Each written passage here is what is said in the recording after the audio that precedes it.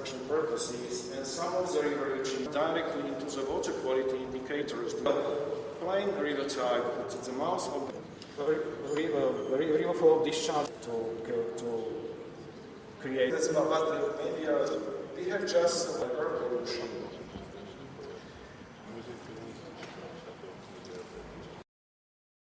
ერთი წლის განმავლობაში მოხდება არსებული ინფორმაციის დამუშავება, საველე გასვლების შედეგად მდინარე ჭოროხის და აჭარისწყლის აუზში ეკოლოგიური და ქიმიური სტატუსის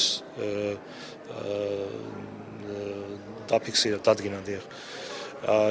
შედეგად პროექტი შეიმუშავებს სამოქმედო გეგმას, როგორ უნდა განხორციელდეს ამ შემდეგ ამ პრობლემების გადაწყვეტა. ამ პროექტის ფარგლებში ხორციელდება მდინარე ჭოროხის და აჭარისწყლის ბასეინების მართვის გეგმის შემუშავება, რაც ძალზე დიდი არის ჩვენი რეგიონისთვის. ამ დოკუმენტის საბოლოო ვერსიის მიღების შემდეგ ჩვენ შეგვეძლება რაციონალურად გამოვიყენოთ ჩვენი წყლის რესურსები და მდგრადად მოვიხმაროთ ისინი.